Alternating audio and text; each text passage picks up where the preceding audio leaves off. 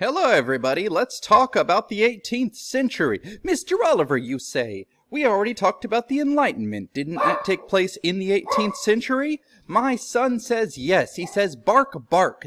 Yes, we did. But there is more to it. There's more to the 18th century. So come with me, and we will talk about this guy and her. Actually, we already talked about her. And this big cow. And then this seed drill. Okay? So come on. All right, first things first, I'm the realist, but at the end of the 17th century, most places in Europe were farm-based. Most people lived on the land. Most people were agrarian. They lived in a rural place. The methods they used were inefficient by today's standards. Like, for example, we don't think of leaving land open as being efficient, because the way they did it back then was they would have multiple fields, and of course the primary crop they were growing was wheat. You know, wheat, you can use it to make bread and stuff, so that, of course that's important. But they didn't want to keep using that. Now, you say, why did they not just continually use the same field over and over again? Why did they leave it empty or fallow? And the reason is because, okay, listen, I'm not a science man, okay? But apparently when you grow stuff, you need nitrogen in the soil. And wheat, when you grow it, takes nitrogen out of the soil. So they would leave it fallow or open, empty, in order to replenish the nitrogen by not having that crop in there. It would naturally kind of replenish. So you're rotating your crops and always leaving one field fallow every year. Well, you say, wait a second. If you had one field fallow, that means every year you're not growing as much food as you could. And you're right about that, my friend. Here's some pictures of people farming back in the day. Right there. This is some old-timey stuff. Another thing, when you think of fields now, you probably think of squares, right? Like, if you've ever been on a plane, you look down, squares, right? Squares. Back in the day, it was long strips of land. Long strips of land. And they weren't always even straight. Sometimes it was like that. So, changes we're going to see are going to make it more modern. So first, they start bringing in new crops. What kind of new crops? Things like the potato. Now you say, Mr. Oliver, the potato, I'm not into it. I'm not feeling the potato. Potatoes are delicious if they're fried. And I'll give you that. French fries are wonderful. Potato chips, wonderful. But the humble potato is very good for you because it gives you vitamins A and C, as well as it is a crop that doesn't fail very often. Bonus, it also is a crop that restores nitrogen to the soil. Mr. Oliver, is that true? Apparently. I don't know much about nitrogen, and I don't know much about soil, but the book said so, so I'm going to go with it. How important is the potato? Oh, it's turnips too, but I don't care about turnips. I'm not a hashtag turnip fan, okay? But how important is it? Well, see this old man? That's Frederick the Great. He went and, investigated the potato harvest one year, and it was important enough that they commemorated it with a painting. That must have been pretty important. Now, okay, they probably didn't, stand there and, pose for, hours. They probably just were like, oh, yeah, okay, here's Frederick, okay, and then I'll just paint in a bunch of people. But the fact of the matter is, it demonstrates that Frederick the Great thought it was important, that Prussia thought it was important, and as an enlightened ruler, he cared enough about the people and their well-being to want to go and investigate this crop. You got more food. Not only do you have more food for people, because you're not, first of all, your crops aren't failing as often because you got the potato. Also, because potatoes don't fail as often. I know famously there's the potato blight in the 1840s. But, so that's good. But also, you've got new crops that help more food for your animals. And now you could start feeding your cowboys, not your cowboys, but your cows and your bulls. I couldn't think of the name of a male cow. And you can start getting them bigger and bigger. And then you could be like, this one's really putting on the weight. You can take that and breed it with this other big one, and you can make a bigger one. It's selective breeding. It's the same way that we end up with chihuahuas from wolves, okay? That's not a naturally occurring thing. They're technically from the same ancestor, but I think we can all agree a husky is a lot more wolf-like than the humble chihuahua. Okay, that doesn't mean chihuahuas are bad, but selective breeding to get certain traits. Got it? So the weirdest thing about the 18th century, my dogs are running around the room now. Sorry about that. The weirdest thing about the 18th century is farmers are so proud of their weird breeding of these giant cattle that they start having people come in and paint them. So you end up with paintings like this here being displayed in people's homes. Like, come and look at my prize heifer. Oh, can we go out and see it? No, I slaughtered it, and, look at all the meat we ate for weeks. But they painted pictures of, like, big pigs and cows and stuff. It's just weird. Humans are weird. Now, people start saying, like, what if we took our land and we started applying a scientific method to it? And putting these nitrogen-restoring crops into the fields, and you could really do something. Instead of these long strips of things, you could make like really efficient farms. So these wealthy landowners want to take the poorer landowners' land. Well, you can't do that legally, because, England, life, liberty, and property and all that, you can't just do that. So in England, they start passing things called the Enclosure Acts, because keep in mind, who are the Parliament? The Parliament are wealthy landowners. So they start passing these laws that say, so they essentially pass laws that make it so the poor landowners are forced off their lands. And the way they do this is they say, you have to construct a fence on your land. And they say, well, okay, I can't afford a fence. I'm like, oh man, well that's the law. Sorry, guess you'll have to sell. And they're like, oh, okay. Will you buy my land? Actually, I will. I will buy your land. Will you give me a fair price for it? Sorry, I can't do that. You don't even have a fence. You know how much that's going to cost me to have to build a fence? So they get a little weaselly here, obviously. But in this way, they force a lot of people off their land. Now, that's the negative side. The positive side is, by consolidating their land into bigger lands, they start using it to farm extremely effectively. And they start producing tons more food than they used to produce. So this is ultimately a good, and this is ultimately why we have more big farms nowadays than a lot of small farms. But negative side would be people kind of forced off their land legally, but then you got guys like this fella. Check out his wig. That is a good wig. I wish I had a wig like that. When I'm old, I'm going to get one. Anyway, his name's Jethro Tull. And there's a band named after Jethro Tull. I was trying to figure out a way to make a joke about that. But Jethro Tull is, I think McKay, your textbook author, describes him as a combination of a genius and a crank, which is saying, listen, this guy's great, but he's also kind of crazy. And he is not afraid to use like experimentation with different stuff to make farming better. And sometimes really successful. Like he uses horses instead of oxen for plowing. That's faster. It's very effective. And he invents a thing called a seed drill, which is an efficient seed planting device. Spaces them out in an effective way so that everything's uniform. This is kind of like you see nowadays, this kind of stuff. But also, I guess he's kind of crazy too. So, by 1870, farms are 300 times more productive, but only 14%. And mark that because, remember, early we said it was in the 80s. But now 14% of the population is now rural. Where do they go? They're going to go to cities.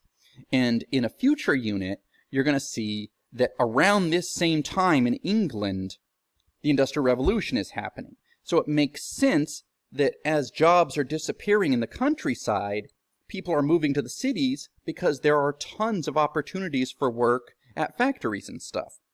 So it's one of those things where you have to combine this with a future unit, and then later on you'll have a good synthesis where you can put things together.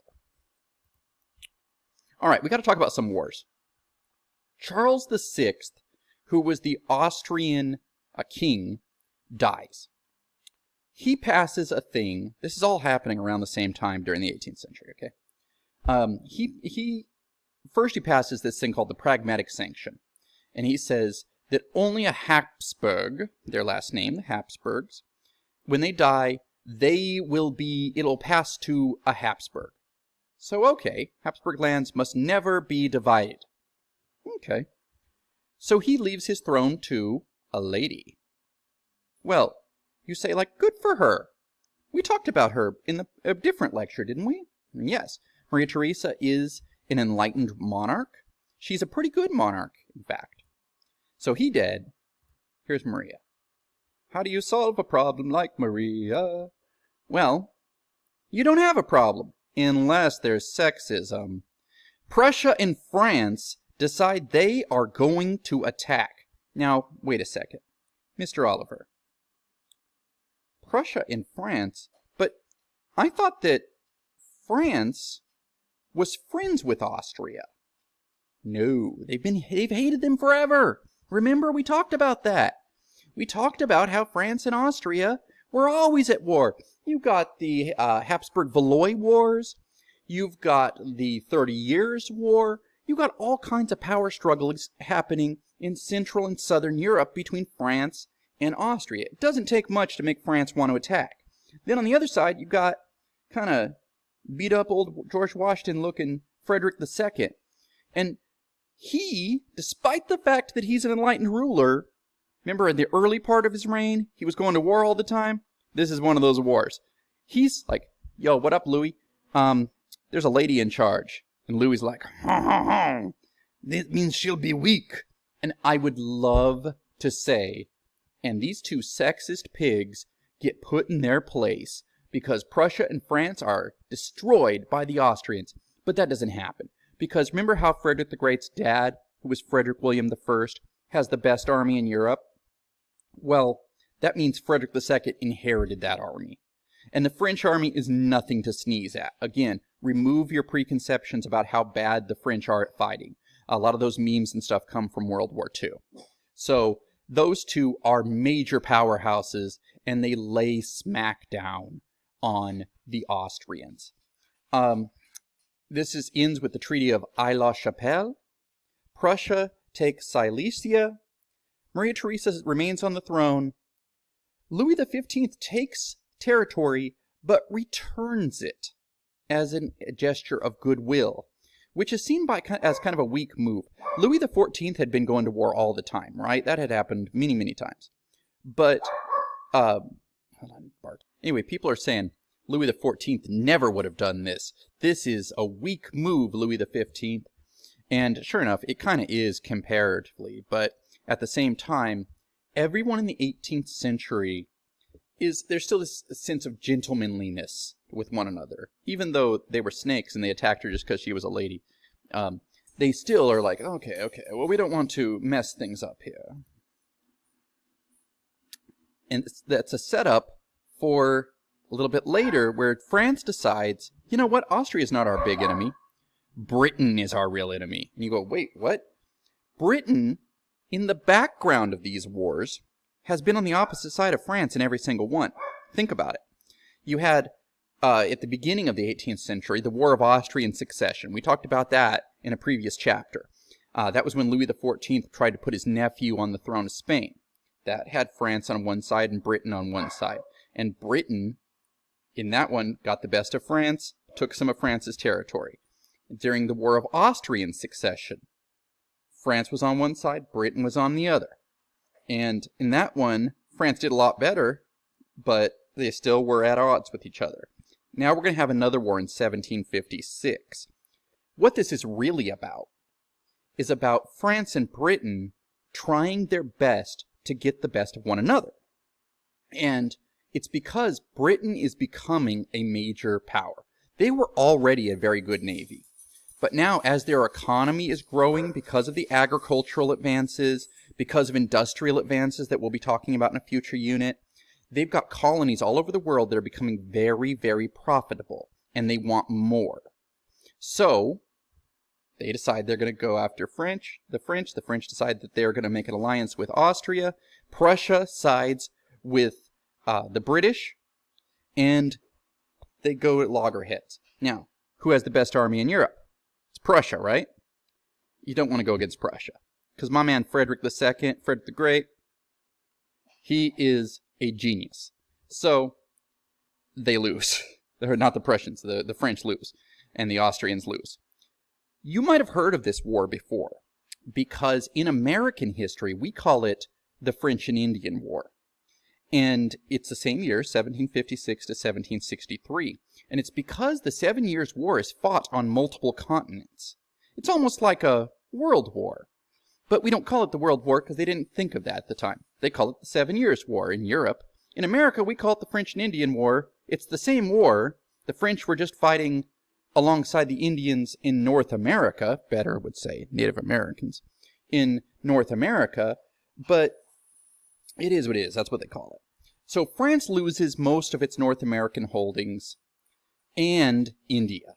That's going to be very significant later because India is going to be an extremely profitable colony for the British. Now, the British will lose North America very soon because if you're looking at that date, you go 1763. Didn't the American Revolution take place in the 1770s? Yeah, 1776 is when 1775 is when it starts. And so you could definitely make an argument that taking India is what allows Britain to maintain very strong and profitable colonies, even though they're going to lose North America pretty soon, or at least the colonies of what becomes the United States of America. Anyway, the British are pretty dominant over everybody, so good for them. Meanwhile, what's going on? All of this struggle for taking over colonies, wanting to have a favorable balance of trade where you're selling more than you're importing and trading with your colonies and forcing them to trade with you, it's all mercantilism. And I think in both classes we did a mercantilism simulation, and remember the things you did during that simulation, where you're looking for profitable things all over the world, and you're trying to keep other people from getting them, so you're setting up colonies all over the world. That's what all these wars are about, is maintaining these really profitable colonies. Colbert there, this guy, is the finance minister of Louis XIV. Although in Britain, they do the same thing. Their mercantilistic laws are a series of navigation acts, which actually start in the 1600s and go all the way into the 1700s. Do you ever think about the fact that you were taught about the Boston Tea Party, probably back in 8th grade, and you go, well, Boston Tea Party was when the colonists didn't want to buy tea from Britain. You think, why? Well, because it cost too much. Well, why didn't they just buy it from somebody else? Because the Navigation Acts forced them to only buy it from Britain, because they were a colony of Britain. Oh, so mercantilism is kind of an indirect cause of colonial discontent with the British? Yeah, if you want to be all fancy, yeah. Now, around this time, a new economic philosophy is beginning to emerge. This new economic theory is capitalism. Mr. Oliver, I've heard of capitalism. Of course you've heard of capitalism. Capitalism is the idea that you can use the wealth you have to invest in things that will bring in more money for yourself. So, for example, if I have a bakery, why do I have this bakery? Is it just to benefit other people? No. Adam Smith would say, you're trying to enrich yourself. That's natural. It's human. So you can invest more money in your bakery and expand your operation and maybe make more money. He thinks mercantilism is stupid. He says trade is good for everybody. When I'm selling you that bread, because you got to get that bread every morning. When I'm selling you that bread, you are buying it because you want to. Nobody's forcing you to do that. So Adam Smith says, this is good for everybody. When you force people to buy from you, it's not good. Competition makes the world go around. Now, capitalism is a theoretically very, very good system, but if people work together to kind of cheat, then you can have problems. Like, say all the bakers get together in the whole city and say, you know what, we're not going to sell any bread for less than $7 a loaf. Well, that's a weird example, but imagine that you all had to pay that. That wouldn't be what Adam Smith is talking about. Adam Smith says, the government should stay out of everything. It's just going to work out. Because one of those bakers, they'll figure out, hey, if I sold my bread for cheaper, people will come to me. So we don't have to worry about that. Now, having said that, it doesn't always work out that way. There are things called monopolies. Heck, there's a whole board game based off of the idea of monopolies, which maybe you'll talk about more as you get older. You take economics in college or high school, and you can get all the criticisms of that. But capitalism is an enemy of mercantilism. And look at that date, 1776. You might be tempted to say, is this guy American? No, he's actually a Scottish economics professor, but he is deeply influential to the Americans who are going to take this and they're going to say, no, we like this Adam Smith fella. We're going to do it. Something you might have heard with capitalism is that free competition is preferable because the invisible hand of the market will guide prices to their correct places. Like Adam Smith would be against, for example, minimum wage. He would say, if you can earn more, then you should just go and somebody will pay you more. Now, again, we've seen criticisms of this, and I don't want to get into a whole debate, but he would say, you know, hey, if I'm making $5 an hour and the place across town is willing to pay me $6 an hour, I, the employee, would probably be more likely to go work for those other people. Did the government need to get involved? No. That's Adam Smith's argument, that the government should stay out of it. It should be an invisible hand. Like, not literally, like this is a joke, obviously, this picture, but not an invisible hand, but instead, an invisible hand, not one where the government is forcing you to do something. The government shouldn't be fixing prices. The government shouldn't be forcing you to pay people a certain amount. That's what Adam Smith believes. If you're wondering, what was it like before the English had a series of wars with the French? They were after the Dutch. The Dutch in the 17th century, if you might remember, there was a little section in the book that talked about the Dutch Golden Age and Amsterdam being incredibly productive. And you might have wondered, what happened to those fellas? How come they're not still dominant? It's because the Dutch took them out, or the Dutch were taken out by the English beforehand. And then the French became the main British rival, and then the British went to war with France. We already kind of talked about that, but I just wanted to kind of connect some dots. I added in these slides here. Now, you'll notice that chapter 18 in the McKay book is all about social history. So let's talk a little bit about social history. Okie dokie, let's go. Now, first, we got to look at the peasantry. Most of the lower class were emancipated. Now, we don't mean with slavery, we mean from serfdom. You'll look at the map, though. Wait a second, peasants remaining unfree.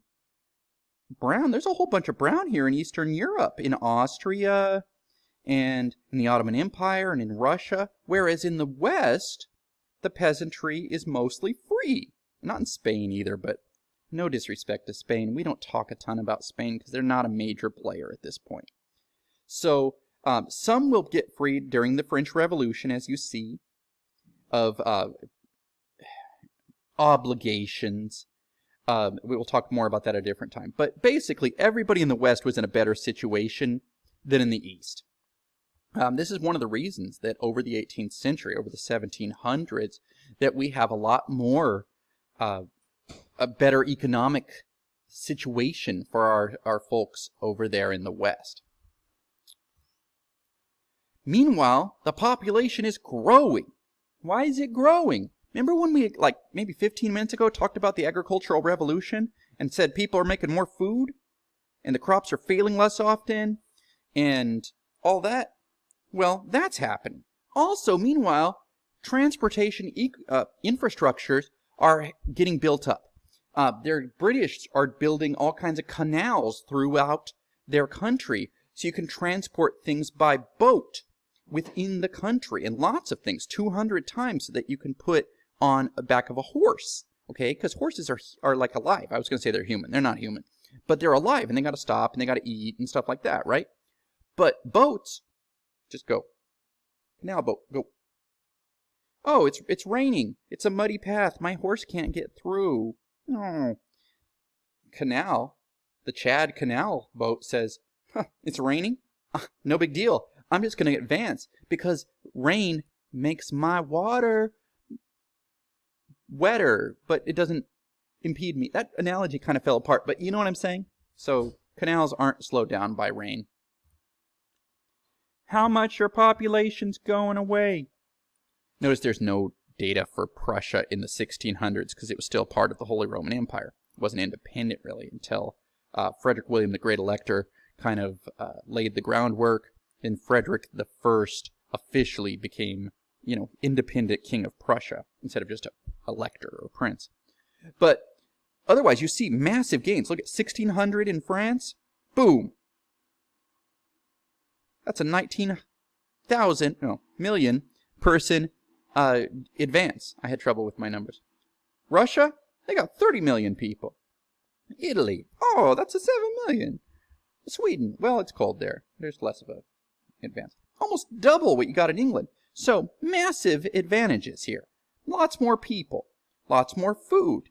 People are having a great life. If you're going to go back in time, consider the 1700s, the 18th century, but keep in mind everything else I talk about, because there's a lot of downsides. Yeah, more people are living longer, but it's still not great. So, why else? Well, the bubonic plague is pretty much gone by 1720.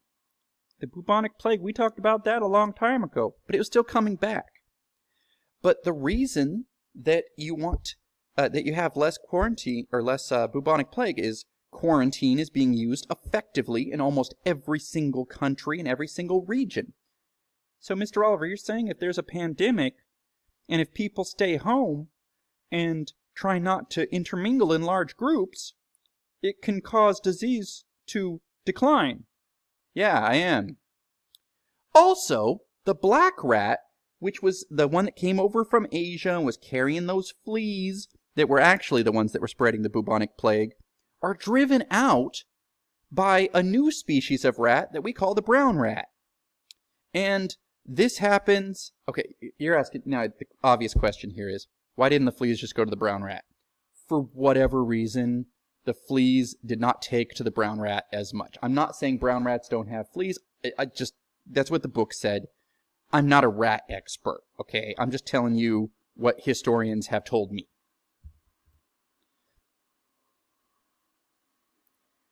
For whatever reason, I decided to put into this PowerPoint a picture of a brown rat that is in black and white. Sorry about that. Now, you're going to be tempted. You're going to be like, oh, so fewer people are dying early must be because of medicine getting so much better. No. Medical advances are still terrible in the 1700s. We will talk about that more in a bit, but they were not good. What was good is that the people are getting improved water. So, in other words, water that is not contaminated with feces and fecal matter, and better sanitation.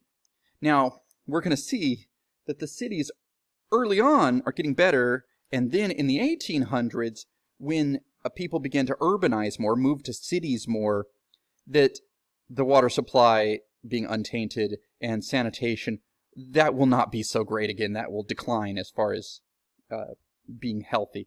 But for the 1700s, pretty good.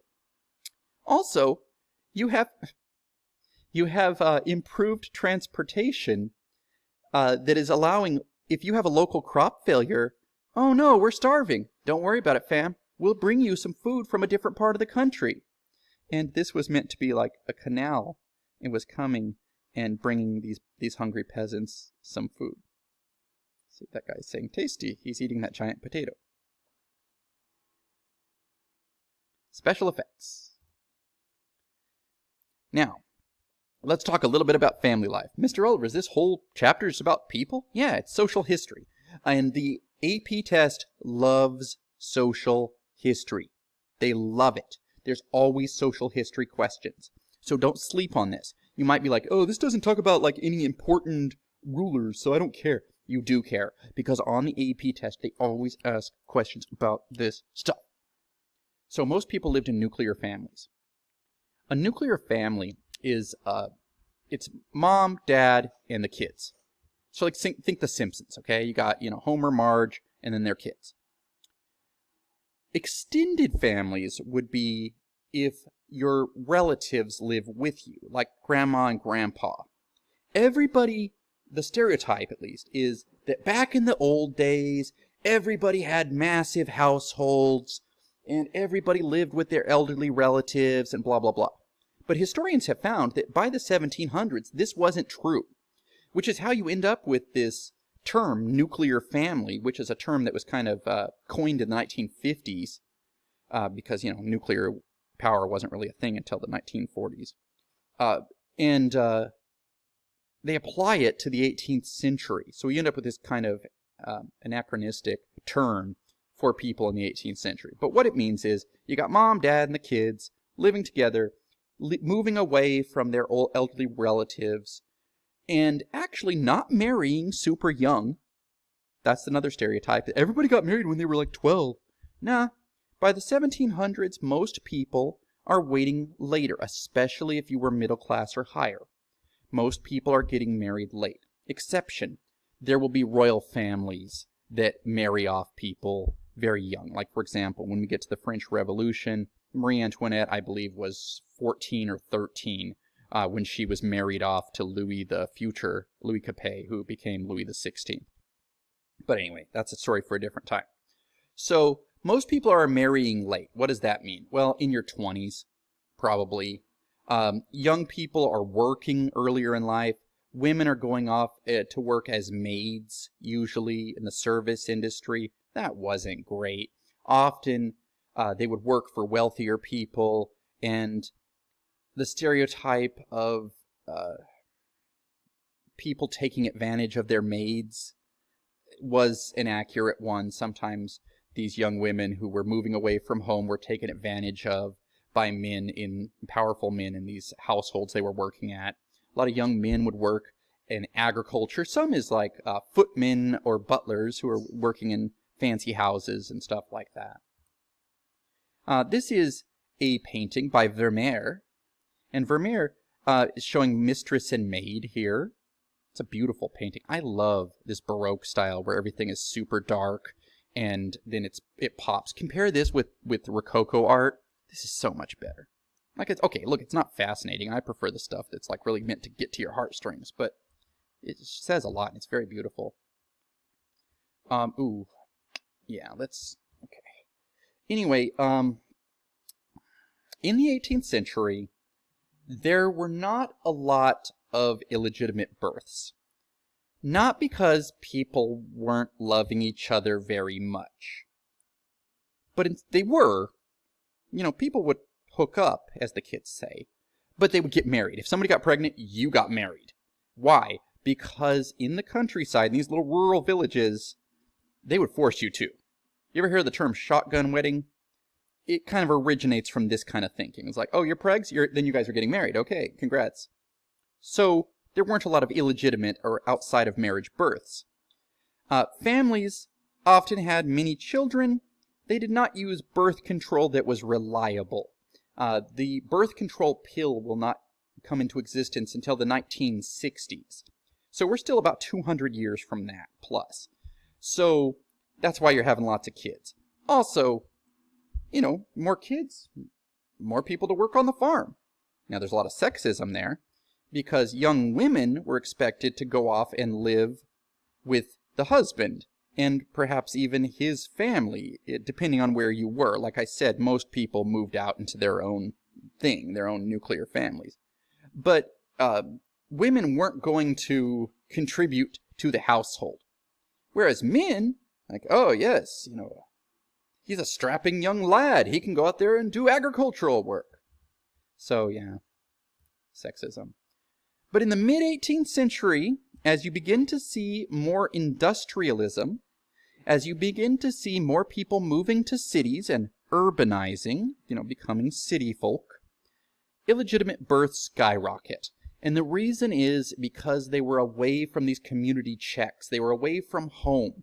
Women were taken advantage of, as I said, sometimes by men they worked for, sometimes by people in factories. It was just bad news bears. So, like I said, there's more industrialization. Where is that happening? Well, the kind of dotted parts are textile production. That's going to be where your early factories are centered on, making clothes, blankets, stuff like that. So those are going to be a lot in England, later on in France. Although in France they're going to get waylaid by the fact the Industrial Revolution takes place. And props here in the Dutchlands. And Belgium, this area here, is going to become a big success in industrialization. Good for them, but we won't talk about them until we get to the Industrial Revolution. Sorry. So, I don't like talking about this topic, but again, it's on the test. People thought mother's milk, natural milk, was good.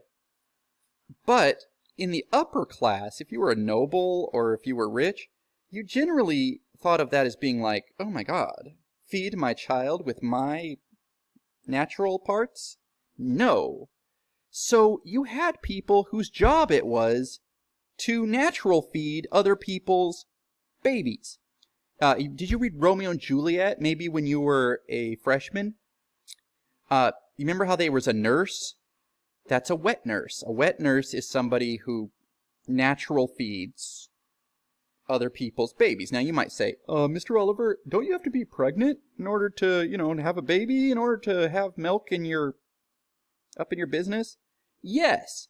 But if you continue to have people feeding from that, or babies feeding from that, then you can keep the production going, if you know what I mean, and I think you do. So what would happen is lower class women, they'd have a baby, and then they'd keep the factory moving and keep feeding these upper class babies too, and just keep on keeping on. Now, as far as how did you treat the children? Not well. Children were thought of as kind of annoying. It was like, listen, when are you going to be producing for this family? When are you going to be helping this family? Oh, I'm a baby. I'm not producing for the family. God, just shut up. It was messed up. People were not nice to their own children. If you're ever wondering why, like, oh, well, how come there was so much infant mortality? So many babies were dying? 1 in 3 babies were dying at this point. And yet, people didn't seem like it was really ruining their life. It's because it happened so frequently, you didn't get attached. It's like, oh, okay, you're 5.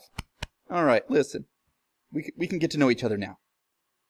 This saying of spare the rod and spoil the child means if you don't beat your children, they'll be spoiled. That's not cool. Children were some of the earliest factory workers. Again, as we'll talk about in the Industrial Revolution. This chapter is one of those ones that it kind of is astride the old stuff and then the stuff we haven't gotten to yet. Chapter 20 is going to be in the McKay book, in the new edition of the McKay book, is going to be the Industrial Revolution chapter. So we'll talk more about child labor. But basically, like, how come early children had to do that? Well, one is because there were attitudes that, like, listen, you got to be producing, you got to be helping out the family. But also, these early factories are going to target orphanages and they're going to empty out orphanages and use them as labor and then pay the churches that run the orphanages in exchange. So there's that. Also, look at he's not wearing shoes. You got to wear shoes. They didn't have safety stuff for kids back then. This is all really messed up. The guy who is probably very most influential, and I think I talked about this in the Enlightenment lecture, is Jean-Jacques Rousseau, who says, you know what? Kids need education. You need to let kids be kids. And of course, this is deeply influential.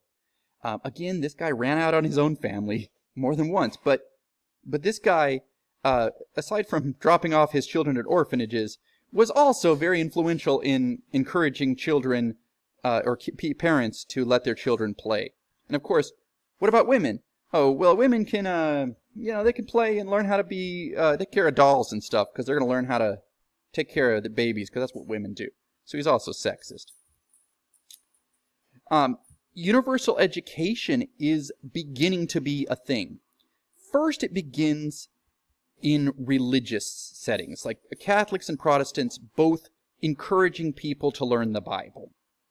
But in Prussia, under who? Our boy, Frederick II, aka Frederick the Great, encourages universal education in his country. By the beginning of the 1800s, we are no longer dealing with an uneducated populace. We begin to have literacy for all classes. This is huge. By the time you're in the middle to the late 1800s, you'll see political parties that try to actually appeal to lower class people by writing things and using persuasive arguments and things like that, much like we have now. What kind of stuff was good? What kind of big literature was there? Well, Holy Bible, very big. Holy Bible was very, very big. Also stuff about how to be a better Christian, stuff like that. How to do things better. Up here you got an almanac. Tells you, like, when should you plant stuff? What does it mean when the weather is like this? How should I react? Should I cover my plants? What does it mean? Is it going to be a frost? Whatever. Fairy tales, very big at this time as well. And this is the Brothers Grimm. The Brothers Grimm are two guys that are going around in the 18th century, and people don't usually think of them as Enlightenment boys, but they were. And they would go around and collect folk tales, and they found, hey, no matter where you go in Germany, there are similar stories. There's kind of universal stories, and it's interesting. Cinderella? You've probably heard the Cinderella story, or maybe you've just seen the Disney version, but there are versions of that in multiple cultures. It's interesting how there's always like a poor girl who is taken advantage of by a wealthy family, but then ultimately she wins the heart of some prince and becomes a queen. The Little Red Riding Hood type story occurs in multiple parts of Europe. All of these kind of things are very interesting, and the Brothers Grimm collect them for the first time. And if you ever read the original Brothers Grimm, they're very dark. Like, for example, in Cinderella, it's not that the older stepsisters just don't fit in the shoe. Like, one of them straight up cuts off part of their foot, but then, like, crows or something come down and peck her foot, and she's like, ah! And she has to take off the shoe and admit it doesn't fit her. But Cinderella, she got regular feet that don't have to be cut up. Things like that. Like, I'm not making that up. That's seriously the original version. What did poor people eat? Bread and vegetables. 80% of the peasant's diet was bread, or bread-based. Mr. Over, that's a lot of carbs. It's true. Did rich people eat vegetables? No. Rich people did not eat vegetables. Why not? Because it came from the ground, so it was poor people food. Ooh! So that means poor people actually had a healthier diet? Yeah. Did they drink milk? No. Cow's milk was not thought of as a thing that poor people are going to drink. Although, rich people, very into things that come from the dairy products, like cheeses and whatnot. See, they love their cheese. Cheese is dope. I don't blame them for that. They love meat. They love fish and seafood if you're in a place that can get fresh seafood. And sweets. Whoop, whoop. But again, this is a high-fat diet. This is not as healthy. And one of the things is, what was a beauty standard back then? Being thick, right? Having a little extra, weight on you was considered to be like, ooh, what a lady. Well, remember that Rubenesque idea? Because rich people could do that. Poor people couldn't do that. Poor people, you're starving. You're eating bread, but you're working it off because you're working all day out in the fields. You're eating vegetables. You're just trying to make by. Rich people, they're getting a little extra. That's me patting my belly. They're getting a little extra weight on them. So, of course, that's the beauty standard. And now, in 2020, what's the beauty standard now? Being skinny. Why? Because it's easy to get food now, and easier still to get unhealthy food. So, of course, now it's reversed. So now, if you can afford the best food, if you can eat all, organic and vegan and those sort of things, which are harder for somebody of a lower class to do because it's expensive, that's the new beauty standard. Interesting. How about medicine? Remember I said we were going to come back to that? What's medicine like in the 18th century? They had training. So that's positive. Doctors were trained. But they believed that bad blood caused a lot of problems. Whoa, bad blood? You got bad blood. How are you going to get rid of that bad blood? Oh, purge it. Shh. There, we'll get that bad blood out of you real fast. Mr. Oliver, are you saying that people would, cut their patients in order to get bad blood out? Yes, or sometimes use leeches. Now, I'm no medical expert, but if I'm suffering from a flu, and you start making me weaker by draining my blood, I'm thinking I would maybe get sicker. A lot of people actually did worse if they went to a doctor.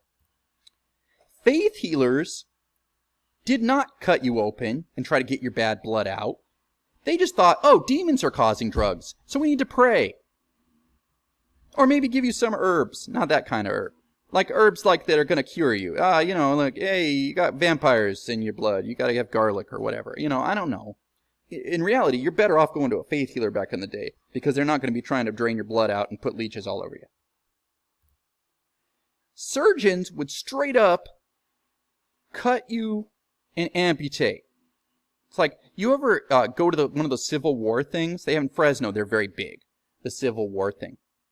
And go to the tent for the surgeons and talk to them about amputation because they always know a lot about it and it's always fun. But if someone got injured in the leg, that's going to get an infection. How do you stop it? Cut it off.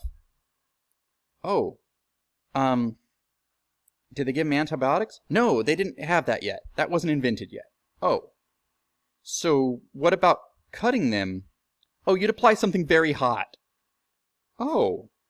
Now, this is a picture that supposedly shows you this lesson of this guy doing it. I think it's kind of played up for fun. But have you ever heard the term, doc sawbones? It's because doctors were thought of as being these guys who are just going to hey, I got my saw. Shh, shh, shh, shh, shh, shh. Going to cut off your leg, son. And you say, well, of course, as long as they used instruments that were very carefully sanitized and stuff like that. It's like, no, fam. They would cut off your leg and then go to the next guy and use the same saw. And then you'd recover in the bed that they just cut your leg off in. It was a bad time for legs. As far as for ladies, it was mostly women who helped with this stuff. Because a lot of doctors were like, ooh, we don't want to deal with lady stuff. That's lady parts. We don't want to deal with that. So you end up with this new job for women to be a midwife. You still have these today. Of course, now you have, doctors, gynecologists, stuff like that. But you also have some women who are like, you know what, we're going to use traditional methods and we'll help you deliver your child. Or, maybe we'll do it instead of a doctor, depending on your own, birth plan. I don't know what your situations are. Oh, on the next slide, it's going to show people with smallpox. Didn't want to spring that on you. These are people with smallpox. Smallpox is one of the nastiest diseases historically. It's been pretty much eradicated by this time in history. It exists in a couple of laboratories. What are the odds that something could get out of a laboratory and kill people? Probably nothing. If this looks a little familiar, you might be familiar with chickenpox. Chickenpox is like the much milder version of this. Smallpox is like straight wiping out people. When the explorers, when Columbus and his boys and then future conquistadors and stuff like that came over from Europe, smallpox was so prevalent that they brought it over with their crew as well. Now, some people survived it, just like with any disease. There's going to be people who are more naturally immune to things, but they can still be carriers. So they brought it over, and Native Americans had no immunity to it whatsoever because they'd never been exposed to it. Wipes out North American, Central America, South American populations. When you count Europe and the Americas and Asia and Africa, every place, between 300 and 500 million deaths in history, which is a lot. So there's quite a bit. Also, it could cause scarring. Remember how Elizabeth I was real pale looking? It's because she had smallpox scars. She had survived it as a child. So she would make everything like super white on her face to cover it up. The person who originally comes up with the idea of inoculation is a woman. She worked with milkmaids, and she noticed that her milkmaids, when they would get smallpox, they didn't get it as seriously. So they were like, why is that? And it's because cows have a form of smallpox called cowpox, and when they were exposed to that, it seemed like, oh, hey, it doesn't seem to make it as bad for humans if you've already had exposure to this cowpox. Later on, Edward Jenner is going to come up with an idea where you go, hey, what if you give people a little bit of the disease so then your body learns how to fight it? So the idea was Mary Wortley Montagu, but Jenner comes up with the vaccine. And of course, that is pretty important. And to prove that he knew it was going to work, he tries it on his own son first. Because there were people back then, if you think that there are vaccine deniers nowadays, try coming up with the idea for the first time in the late 1700s. So he was like, look, I'll do it to my son. I'm going to do it to my son. And everybody's like, no, you're not. Your own son? He's like, check it. I gave it to my son. Look, he didn't die of smallpox. And everybody's like, oh my God, I got to get that too. And because of the smallpox vaccine, we were able to wipe it out. We distribute it all over the world over time. And it gets to the point where smallpox is not really a thing nowadays. What's going on in other, as far as the religious stuff goes? Well, Europe is still primarily Christian, but different kinds. The Jesuits in Catholic countries, like in France, are beginning to get too powerful. They're beginning to become so influential that they're threatening other people.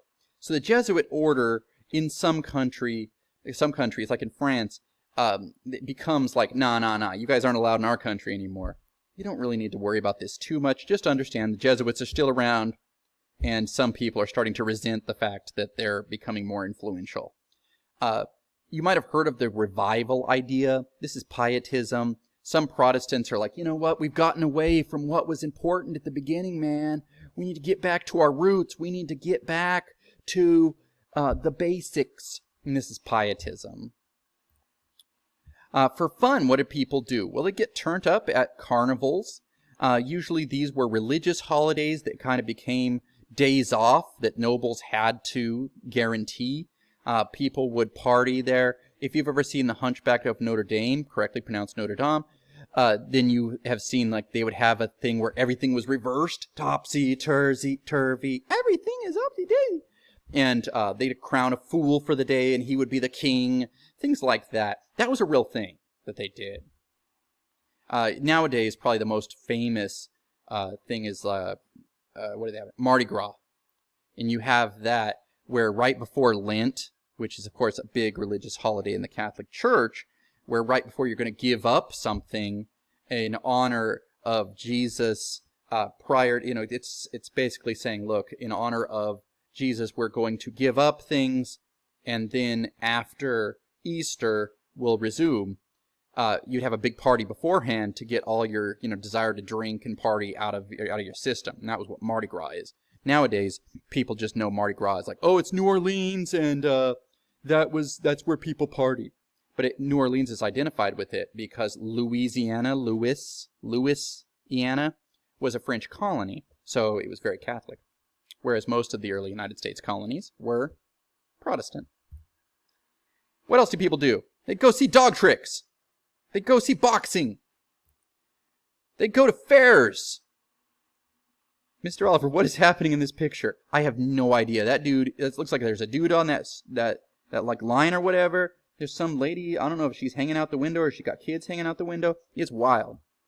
They would have rooster fighting, where blood sports were very big. They would even like have like bull baiting, where you would like have a bull and you'd like have it like, bull fighting kind of things. Maybe you'd take a dog and have it fight a bunch of rats. All kinds of terrible things. Then you gamble on it.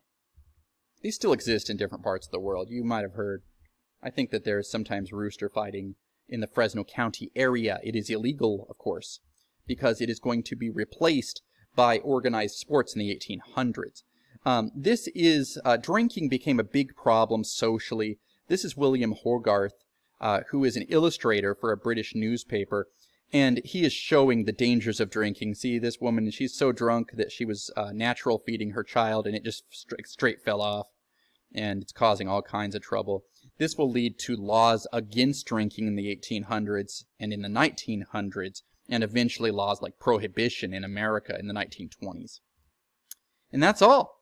So, hope you enjoyed our little trip to the 18th century. I tried to get it done within an hour. So, ready, set, and have a nice day.